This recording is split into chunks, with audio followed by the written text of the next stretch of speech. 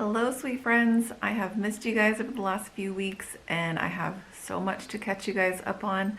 We went from, as my husband described it, just kind of cruising down slowly towards my due date to very rapidly crash landing, the whole thing. So lots to fill you in on. I did film that and I will upload that, so this is going to be completely out of order, but I am going to share our birth story. I tried my hardest to film that day and it just was very boring. And so I just kind of scrapped it and I stopped, adding new little snippets and stuff. And I was just like, this is just not exciting, not like what I had watched on other videos. And so I was like, this is just boring and nobody's going to want to watch this. So I will just walk you through what happened, and this is our story. I've got my phone, I've got all the little notes that I took from that day, and I'll just go through it there. We were induced on February 22nd. That was not a day that I picked, that was just the day that my doctor had picked and said, we need to go this day. And so that's just how it happened. So we got checked in around 5 a.m. and by the time we got up to my room and all of that stuff, it was around 7:20 when they first gave me Cytotec. And so that is just a little pill that they insert, and it's supposed to help kind of soften your cervix and get it just starting to get ripened up and ready to go. I was barely at a 1 and I was not like effaced at all. And so my body was definitely not in any shape or form ready to do anything. So I was 37 weeks and 6 days on February 22nd. So definitely still had time to go, but little man was just measuring small and needed to be here a little sooner. So that was why we got induced. And again, I'll show you that video next week or in a couple of weeks. So again, they started that about 7:20. That's when you would technically, I guess, count me in labor, although I don't know. I really wouldn't count it labor, but I guess you do. So once they placed the Cytotec, I started noticing some just period type cramps, and I guess those were my contractions. I never had the super painful, like, things that you would see on the movies or things that I've seen in other birth vlogs and all of that. And so it was just very different. And I'd asked my doctor before, I'm like, I'm noticing like period like cramps. Are these Braxton Hicks? And she, every time she was like, oh no, that's not Braxton Hicks. Those are the only types of cramps that I ever felt. So yes, they were technically my contractions. But they were just always very, very mild. So part of my birth plan, or wish list, as a lot of people don't like to call it a birth plan because nothing goes according to plan, and that's okay. So I just started calling it my wish list. But part of my wish list was just that I did not get cervical checks all of the time, because I know myself and I know that if they had been coming in every hour or 2 hours or whatnot, I don't know how often they normally do them, but if they had been coming in periodically and saying, oh, you're only, and also knowing that I wasn't ready technically to go into labor, oh, you're still only at a 1, or oh, you're only at a 2, I would have been mindfully thinking of that and like, oh my gosh, I need to hurry, I need to do something else. And so I didn't want that extra pressure. So I wanted as few cervical checks as possible. And my labor and delivery team did a very good job of doing that. So I was very grateful. Now I also did test positive for the group B strep or whatever, so I had to have penicillin. I had to have some kind of antibiotic running like every few hours. They would come in and change that. So that's kind of when they would go through and do my cervical checks, was just when they were changing that out, because I think it was every 4 hours, 4 or 6 hours. So again, all that morning, they do the Cytotec every 6 hours. My doctor had come in and checked me that morning. Again, nothing exciting happening. So she had told me she would come back around 1 or 2 that afternoon and check me again. And she had said if I was at a 2, then she was going to go ahead and break my water. I honestly didn't think that I would be at a 2 when she came back. So all that morning it was just feeling like those period type cramps. They couldn't start me on Pitocin yet because I wasn't far enough along in the process. So it was just a lot of waiting around that morning. So my doctor came back around 1:30 and she checked me and I was at a 2, barely. And so she went ahead and broke my water. That didn't hurt. I don't remember any pain with her breaking my water. the sensation of feeling like I am just uncontrollably wetting my pants was the weirdest feeling in the entire world. I mean, they had like lots of towels down there, but just the gushing feeling of just water, like weirdest feeling in the whole world. And then if my husband made me laugh or like giggle or something, it was just another like gush, and my doctor and nurses and stuff were still in there. And then I just felt like this big gush, and I was like, oh my gosh, there's a lot of water coming out. And they were like, no, that's a good thing. I'm like, okay. So just very, very weird. So they did do the second dose of Cytotec at that point, and because they broke my water, then they started me on Pitocin. So they started me on Pitocin, they started me at a 4, and then they were going to increase it like by 4, because I think it goes up to 20 if I could handle it. So I ended up at the level 16, totally doing fine. Just the period like cramps, nothing I couldn't handle. And so there was just a lot of waiting around because, again, we were only at a 2. I don't even remember what effacement I was at that point, but I know it wasn't greater than 50 at that point. So as we got going in the later afternoon, I had told my labor and delivery nurse that my fear was that I was going to be able to go so long, especially knowing that my Pitocin level was so high and I was doing just fine, that I was going to miss my window to get an epidural. And I did not want to miss that window. For all you mamas who can go all natural, more power to you. I did not have that part of my little birth plan, and I did not want to try. So I wanted the epidural, and I just didn't want to miss that window. So she said that whenever I felt like I needed it, just to let her know, because it did take time, 1, to call the anesthesiologist, but 2, because they start wanting to pump you full of fluids to make sure that your blood pressure doesn't bottom out when you get the epidural. So it does take time to start that process. So it was around 6 o'clock that night. Again, my level was still up at 16, and we had to stop my Pitocin at 16. We couldn't increase it any higher because Little Man was not exactly handling it completely well. He was doing fine, but they just didn't ever increase it higher than 16. And I could start feeling a little bit more cramps. They were a little more intense. Again, if it was just like for a weekly, period during your monthly cycle, I would have maybe taken a couple of ibuprofen and been fine. But I knew that it was getting into later in the evening, and I knew that I was going to try and want to sleep. And I also had heard that if you're trying to labor and your body is trying to gets tense, then it's not going to progress. And so I knew it was probably better if I just said, okay, let's just go ahead and do it. So I told her yes, go ahead and start the whole process for the epidural. And I believe around 6, they also checked me again, and she said that I was still only at a 3 and I was 50% effaced. I was like, oh my God, I have been here for 12 hours and this is as far as we have gotten. So yes, definitely starting the epidural, all of that fun stuff. So I think they ran 2 bags of fluids in me before the anesthesiologist got up there into my room. So he got up into my room around 8 p.m. that night. And again, I cannot give my anesthesiologist any more props. Like, he was amazing. He was so just gentle and kind, and walked me through step by step every part of what he was doing, and what was going to happen, what I was going to feel like, and it was just awesome. So he was super tall, so they raised my bed up really high, and my husband was able to stay, and he came around in front of me. And once they got me up out of bed, I had been covered up for so long, I just started shaking, and it wasn't from anything other than just my nerves, because you hear the stories of the epidural not working, or only working on one side, or it stops working in the middle, or that you have complications from the epidural. And I was just so scared of something going wrong, and I started just shaking. And so my husband just kept telling me breathe, relax, just take deep breaths. And so that was very helpful. But yeah, the epidural went beautifully, no problems, nothing went wrong at all. So after we got the epidural, we laid back down, we got the peanut ball back out, still trying to lay side to side.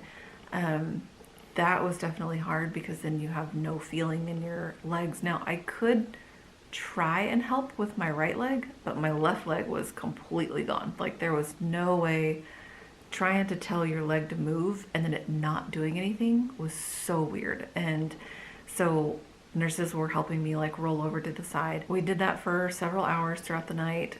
The night I did have a lot of trouble sleeping because I started itching really bad, and I started itching really bad on my chest at first, and then I noticed it like starting to hit like into my arms and then on my back and then on my stomach. And so one of the nurses came in at one point and I was like, I'm just itching. I was like, am I itching from the epidural? And she's like, yes.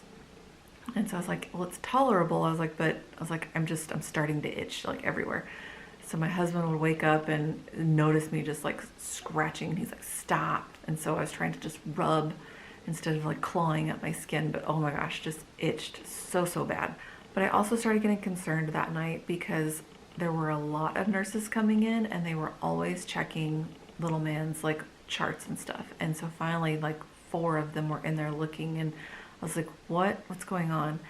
And she said that they were going to stop me. They were going to, 1, lower my Pitocin level back down. 2, they were going to stop me laying on my side because Little Man was struggling coming out of my contractions. He wasn't having enough time to catch up and recover before the next one hit, and they wanted him to go with the contractions, and he was kind of on the tail end of it. And so they were trying to get him to get engaged with the contractions a little bit better, and he was just, like I said, just kind of struggling a little bit. So what little rest you could say that I got that night, the on-call doctor came in that morning. Again, I had seen him that evening, and then he came back in that morning. And he asked me the one thing that I had not thought about, and because again, at this point, when he went ahead and checked me, and I was 5 centimeters, but I was still only 50% effaced at this point, I think. And I just, again, all night long, now we're talking 24 hours at this point almost, and I just couldn't believe that was all we were at, especially with the effacement and stuff. And so he asked me the one question I didn't think about, and that was about my LEEP procedure. And if you haven't seen that, I will link that video, but I had a LEEP procedure done. The scar tissue is what he was concerned about, and he said, I believe the scar tissue is what's holding you back. And so when he checked me, he tried to really like work the scar tissue out to just break that up a little bit more. I never would have thought about the scar tissue being a problem, but they do go in and they, you know, cut on your cervix, and so it totally made sense. So then I was just concerned that my body wasn't going to be able to get fully effaced, and then I was going to go through all of this and all of the, you know, just slow process, and then still have to like get a C-section. Again, absolutely no problems if you have a C-section and that's your choice, or if you had to have one. Any way you get your little one here is the best thing. And so I just had my preferred method was to try and be able to do a vaginal delivery if I could. The biggest fear was though that at this point it's, you know, 6 and 7 in the morning when they were doing their shift change, and that was when we started. We're talking that I'm on hours 18 and 19 of being with my water broken at this point. I'm like, I know that there's a time limit once they break your water of how long they'll let you go. And so I was just getting very, very mindful of the clock, and you know that I was just going so slow. The good thing is that on-call doctor and the next one that was coming on, they were very pro vaginal delivery. They weren't pushing me to, you know, we need to start thinking about C-section. They weren't pushing that at all. And that just gave me a little bit of relief, knowing that they told me several times, like, you have time, you have plenty of time to do this. So that was very encouraging. This poor nurse, she came in around, I don't know, 7:30 that morning, and she was gonna set up the table for the delivery table in my room. And she comes wheeling it in, and I was like, what are you setting up? And she's like, oh, this is for whenever you deliver. This is all of the stuff that they'll need. And I was like, girl, I said, I appreciate all of the positive vibes you are trying to bring into this room to get this little one out of me as fast as possible. But I guess the day before they'd had so many deliveries that they weren't prepared, and so they were trying to get ahead of it today. But I was just like, I appreciate the positive vibes you are bringing into this room, because I'm starting to lose my hope here. And then around 9, I started feeling a little bit of pressure. But again, I had felt pressure the night before and didn't really get very far, so I didn't really think anything of it. And around that time, my nurse came in and she was like, okay, we're going to change out your antibiotic. Again, I think it was penicillin, but she's like, we're going to change this out. She's like, I'm going to go ahead and check you one more time and just see where we're at. So she does my cervical check and she's like, Mama, you're ready to go. I was like, what? And she's like, yeah. She's like, you are ready to go. She's like, you're all the way there. You're ready. I was like, no, like, nuh-uh, that's not possible. Like, time stood still. I swear I was just in complete shock. Like, oh God, we're going to do this. We're going to like push out a kid. So I was like, oh my God. So she was like, okay, well, we're going to try some practice pushes. And I'm like, how do I do this? Like, I remember asking her, I was like, how do I push? How do I do this? And she started kind of chuckled at me and she's like, it's not a big deal. She's like, the best way to describe it is just to pretend like you're pooping. She's like, that's just the best way to describe it. She's like, that's the feeling that you want. She's like, I know you can't feel it because of the epidural. She's like, but that's what you're mentally like going for. I was like, okay. So we did a couple of practice pushes and she's like, you're good. She's like, stop, just hold on right there. She's like, I'm gonna go get the doctor. So the doctor came in and everybody got all set up. And again, they were really, they tried to let me push from my side because that was also in my birth plan. And the doctor kind of said, we see tearing a little bit more with pushing from your side. I just wanted you to be aware of that. Because again, I had told them that was one of my fears, is that I just wanted to try and prevent like tearing, as any person probably would. And so we went ahead and rolled back over onto my back and it was totally fine. But we pushed for about 40 minutes. It lasted that long only because they had turned my Pitocin so far down because of Little Man struggling that my contractions were like 8 minutes apart. So I would go through and push, 4 times and then we'd have to sit there and just wait for contractions. So they started increasing the Pitocin at that point a little bit more to help me get the contractions back a little quicker.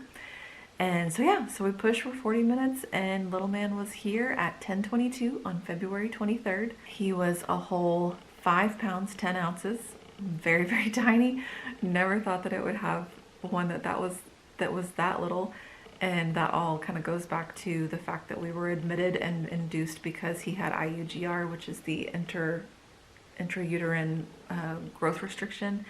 And basically, like I will say in the video coming, but we just had, my placenta basically just stopped working towards the end. And so it was better for Little Man to get out versus staying inside me any longer. He is absolutely perfect. He's adorable. I know I'm biased and so I say that, but I will go grab him because Dad is holding him right now. I will go grab him and introduce him to you guys.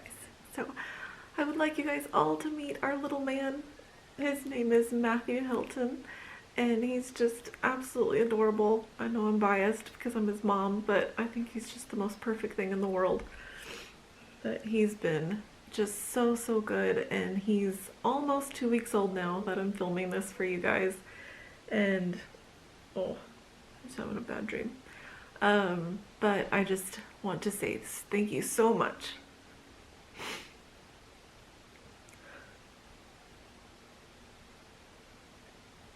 Thank you so much for all of your prayers and your well wishes and just keeping up with us and your patience as I have been trying to adjust and not being able to find the time to edit any of those videos that I had filmed for you before. I will get those all out for you because I do still want to show you guys what I had packed in my hospital bag. I will update you and tell you what I used and what I didn't use.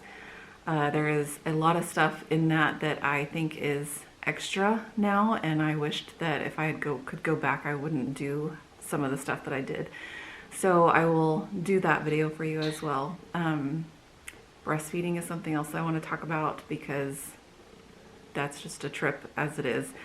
But again, like I said, thank you for your patience. I will probably start going every other Monday going forward, but I will be taking probably a few more weeks off just to adjust to life with him and figure all that out. So I just wanted to introduce you guys to him and again, just say thank you. That is it for this video. I hope you enjoyed hearing about my labor story. Again, it was relatively very easy and painless. I just wanted to give you guys an update and say thank you again for all of your prayers, and just know that I am praying for all of you guys. I know that the infertility journey and world is just so hard to go down. And please know that I am here always praying for you guys and for your little miracles to come into your lives as well. I just want to encourage you to continue to keep your faith, continue to pray, and just give those requests to God. Give your fears, give your hopes and your dreams, and just talk to Him and let Him know where you're at. And I could not have gotten through any piece of this journey without my faith. And so that is just the one thing that I would encourage anyone to do, especially whenever you're going through infertility. So I hope you guys have a wonderful week, and I will talk to you guys again soon. Take care and God bless.